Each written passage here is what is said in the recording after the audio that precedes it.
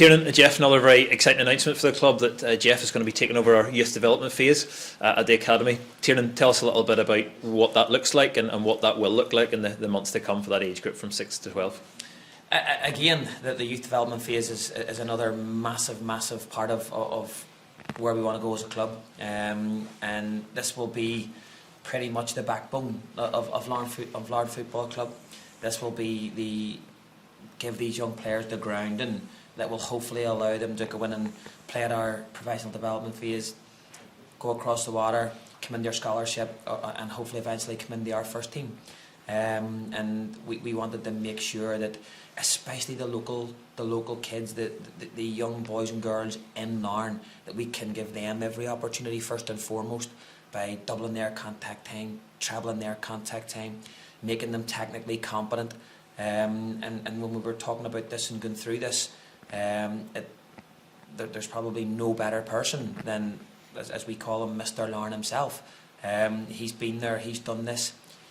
He has all the experience coming from that age right through to playing international football. And I think this is hugely exciting. And I think it's probably the opportunity that every young player in Larne will dream about is coming into contact with someone like Jeff Hughes on a daily basis, and Jeff Hughes playing a major part in where their football career could potentially go.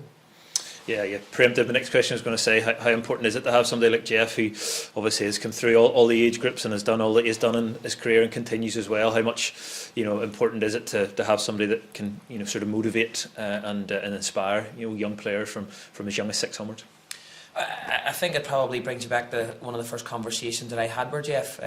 He was still at Tranmere, I think, at the time, and we were encouraging him to. Well, there wasn't a huge amount of encouraging. He didn't need it, but about coming back and playing for us while we were still in the championship. And during those conversations, Jeff talked very much about his hometown club and wanting to give back. And as I say, you follow some of the models in Croatia and Iceland, and where you small populations but created great things. And in order to do that, you try and put your best people at the younger age groups, and albeit you don't reap your rewards overnight, it's something that's a long-term goal, it's a long-term vision. But I think we've got the perfect person at the helm in order to create that. And Jeff, from your point of view, on a personal note, it must be extra special to be able to do that and to have that ahead of you. We've talked about your own journey through the club and through the game, but to be able to help inspire, hopefully, the next Jeff Hughes or two along. Well, hopefully. A bit nervous, excited, but really looking forward to it. And if I can help anyway, obviously, with kids coming through, give them a better chance than what we had. That's all you really aim for. And I'm sure opportunities compared to when you were in that age group to now are night and day in terms of facilities, in terms of understanding the game, and we've talked about contact time. How important will it be to provide those opportunities, those things that as I say, I'm sure you wish you had in place when you were 6, 8, 10 years old and on? Yeah, well, this will give kids, as the gaffer said, this will give kids a lot more ball time and a lot more time in training, and overall it gives them the best chance possible then to move on to elite stage and hopefully make a career in football. And we've heard in the past probably the other opportunities you had to play in the Irish League outside of Larne, or come home to the Irish League outside of Larne, but you've always been at Larne, and that kind of element of giving people an affinity with the club and an identity within their own hometown club is really important from a young age too. Yeah, it's fantastic. We want to keep the best talent too, so like I say, give them the best opportunity. And when we were younger, you want to go to the bigger teams, you had to go elsewhere, but that's not the case anymore. What Kenny and the Gaffers done is provided one of the best teams in the country, if not the best team in the country, and to offer that to kids from 6 up is fantastic.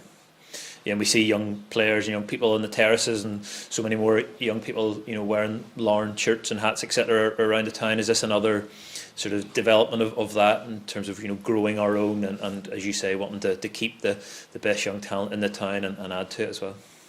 Like I say, hopefully that's the aim of this, to get the best kids right from the start and all the way through, and give them the best chance to progress into our first team and hopefully across the water.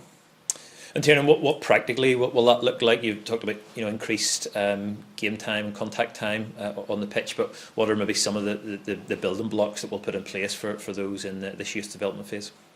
Again, a major part of it's making them technically competent, and I think there's a saying that's by Arsene Wenger, who said that if you haven't got that technical competence by the age of 14, that you're never going to make it as a footballer. And unfortunately, a lot of our players, not necessarily our players at Larne, but our players here in Northern Ireland, they're not exposed to the curriculums and the contact time and the fun games that will go with wrapping around making these young players technically good enough to progress through each of the phases. And probably the biggest thing for me is when we sat down and we talked about this with the likes of Kenny and the board, and I stand in those terraces, or I stand on that pitch when you listen to our fans and the terraces talk about having one of their own, and our objective in this is to create 11 of our own. I'm not sure how that song's going to end up going, but that's exactly what we're looking to come out the end of it. And Jeff, we've talked about when you were at that age, but even when you come back to the club in 2018, probably hard to envisage what we have now, where we're going, the opportunities that are coming up. So it just shows how far we've come in such a short space of time. Well, we have come very far, but when you spoke to the gaffer and you spoke to Kenny, this is what they envisioned the whole time. So they've men of the words, and they've took us to where we are now, and long may it continue. And on a personal note, next development of your career as well, which is something very significant. Yeah, it's, like I said, it's scary, but also really looking forward to it, and it's nice to be somewhere that you got the love of the fans and family and everyone around the town, and it's easy then to put your heart into something like that. And Tiernan, just finally, you talked a bit about the plans and the vision for this, but having key people in key positions is a big part of that, isn't it? Yeah, the key in all of it is making a very self-sustainable club, that you're growing and creating your own players, and the aim would obviously be to have as many as we can from within the town. This youth development phase will hopefully give us that platform to give our young players in the town the best opportunity, and as I say, having someone like Jeff and Albert and Ryan play their part in what we want to do and where we want to go. I keep saying this: the future's bright for Larne Football Club. You look at where we've came in 5 years, and to think where we could end up in another 5 years is frightening. Super. Thank you. Thank you.